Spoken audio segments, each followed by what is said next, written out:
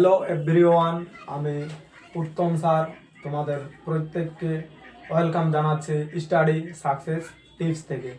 আজকে আমি আলোচনা করব রাম মন্দির সম্পর্কে কিছু তথ্য এবং কি যেখান থেকে SSC CHSL, SSC CGL, SSC MTS অর্থাৎ গ্রুপ ডি বিভিন্ন ধরনের পরীক্ষায় যে জিকে আসে থাকে, যেটা জিআই বা জিকে যে ধরনের কোয়েশ্চানগুলি হবে, সেই কোয়েশ্চানগুলি সম্পর্কে আমি যে নতুন আপডেট, সেই নতুন আপডেটটি তোমাদের সামনে আমি তুলে ধরব। আজকে যে কোয়েশ্চানগুলি আসার চান্স 2025-এ for SSC CHSL, CGL, MTS, WBP, rail বিভিন্ন ধরনের যে পরীক্ষায় যে কোয়েশ্চানগুলি আসবে, সেই কোয়েশ্চানগুলি সম্পর্কে আমি তোমাদের বলছি।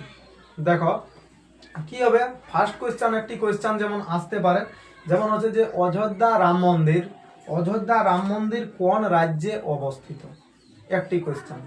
তাহলে অযোধ্যা রাম মন্দির কোথায় অবস্থিত না, অযোধ্যা রাম মন্দির উত্তরপ্রদেশে অবস্থিত।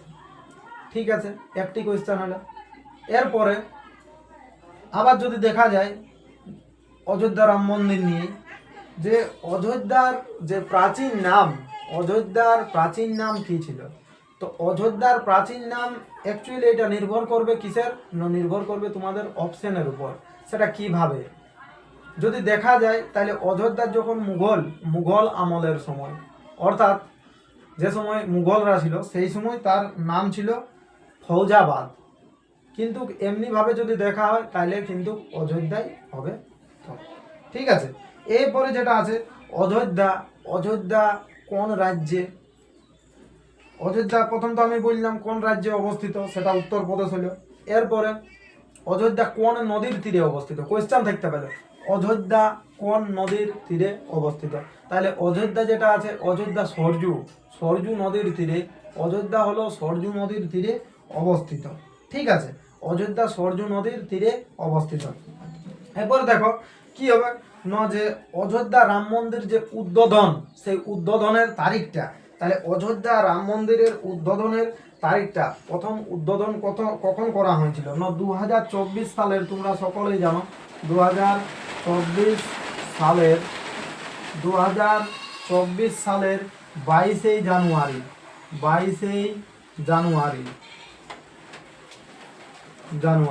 তাহলে কি হলো না, 2024 সালের 22শে জানুয়ারি অযোধ্যা রাম মন্দির উদ্বোধন হয়েছিল। এই তারিখটি সবাই মনে রাখবে, এটি একটি কোয়েশ্চান, কারণ যে কোনো ধরনের পরীক্ষা, চাকরির এক্সামে এই আপডেটগুলি আসতে পারে। এরপরে রাম মন্দির যে নির্মাণ হয়েছিল, রাম মন্দির নির্মাণে মোট বাজেট, মানে তার যে সেখানে যে খরচটা হয়েছিল, সেই রাম মন্দির নির্মাণে মোট বাজেট কত ছিল। তো দেখো এটা তো বলা যাবে না, কারণ প্রায় দেখবে ওই অপশানে প্রায় থাকবে, প্রায় কথাটা থাকবে, প্রায় কত আছে না তোমার 1800, হ্যাঁ, অর্থাৎ 1800 কোটি টাকা।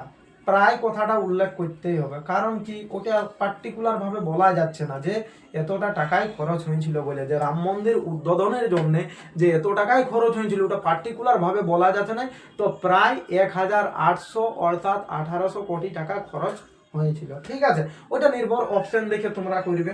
এরপরে দেখো কোয়েশ্চান একটা কোয়েশ্চান এইখান থেকে আসতে পারে, যে অযোধ্যা রাম মন্দিরের যে নকশাটা, অযোধ্যার রাম মন্দিরের নকশাটা কে তৈরি করেছিলেন, যে নকশাটা মানে অর্থাৎ রাম মন্দিরের যে কাঠামোটা হয়তো এইরকম টাইপের হবে, কেউ তো একটা আইডিয়া দেয়। তাইলে রাম মন্দিরের যে নকশাটা, সেই নকশাটা কে তৈরি করেছিলেন, যেটা আছে তোমার, ওর নাম হচ্ছে তোমার চন্দ্রকান্ত, বুঝলে, চন্দ্রকান্ত সম্পুরা।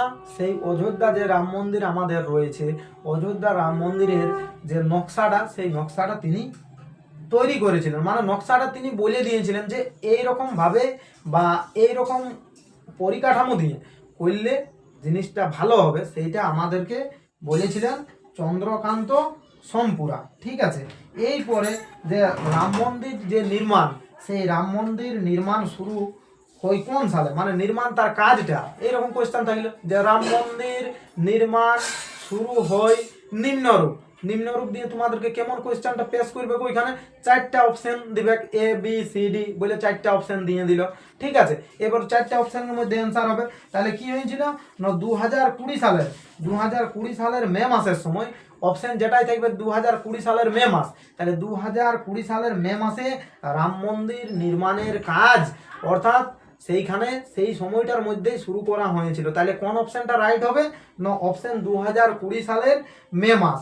ঠিক আছে, এই পরে দেখা যাচ্ছে যে এইখান থেকে যে ভূমি পূজন, এই ভূমি পূজনটা অর্থাৎ ভূমি পূজাটা, একটা তো ভূমি পূজা হয়, তাহলে অযোধ্যা যে রাম মন্দির আছে এই ভূমিটা, এই পূজাটা কত সালে হয়েছিল এবং এই পূজাটা কে করেছিল, মানে এই জিনিসটা কেমন না অযোধ্যা রাম মন্দিরের ভূমি পূজনটা হয়েছিল 2020 সালে, যখন নির্মাণের কাজটা শুরু হইল তো ভূমি পূজন করার পরে কাজটা শুরু করা হয়েছিল।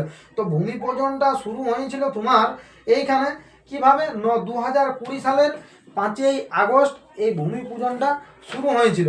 আর রাম মন্দিরের যে ভূমি পূজাটা সর্বপ্রথম করেছিলেন আমাদের ভারতের প্রধানমন্ত্রী অর্থাৎ নরেন্দ্র মোদী। ঠিক আছে, তাহলে রাম মন্দিরের যে সূচনার জন্য যে ভূমি পূজাটা করেছিল, সেই ভূমি পূজাটা করেছিল ভারতের প্রধানমন্ত্রী অর্থাৎ নরেন্দ্র মোদী। ঠিক আছে, এই পরে এইখান থেকে আরো কোশ্চেন থাকে, অযোধ্যা রাম মন্দিরের যে তোমার ট্রাস্টের অযোধ্যা রাম মন্দির যে ট্রাস্ট আছে সেই ট্রাস্টের চেয়ারম্যান বর্তমানে এখন হচ্ছে তোমার নৃত্য গোপাল, নামটা মনে রাখবেন, নৃত্য দন্তনৈরি তৈজফলা গয়কার পয়াকাল নৃত্য গোপাল দাস। তাহলে এই ধরনের যে কোয়েশ্চানগুলি হয় সেই কোয়েশ্চানগুলি তোমাদের সামনে আমি তুলে ধরলাম।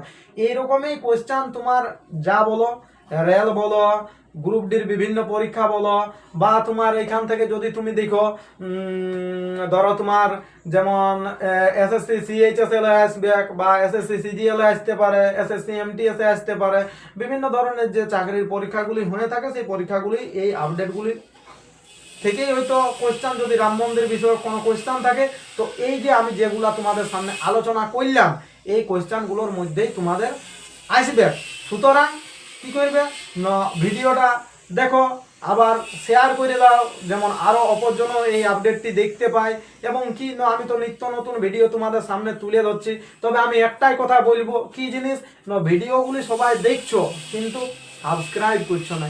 আরে দেখো সাবস্ক্রাইব করতে তো তোমাদের টাকা লাগছে না, একটা সাবস্ক্রাইব করবে, পাশে একটা লাইকটা একটু চিপে দিবে, হ্যাঁ, এবং শেয়ার করো। তাহলে কি না আমি আরও যে নতুন ধরনের আপডেট, নতুন ধরনের যা কিছু জিনিস আসছে, এবং ফিজিক্স সম্পর্কে তো আমি বলছি, তো নতুন ধরনের যে যে জিনিসগুলো আসবে আমি তোমাদের সামনে সব তুলে ধরবো, এবং এই চ্যানেলের মাধ্যমেই তোমরা সব ভিডিও দেখতে পাবে স্টাডি সাকসেস টিপস। ঠিক আছে, চ্যানেলটা অবশ্যই সবাই সাবস্ক্রাইব করে রাখবে।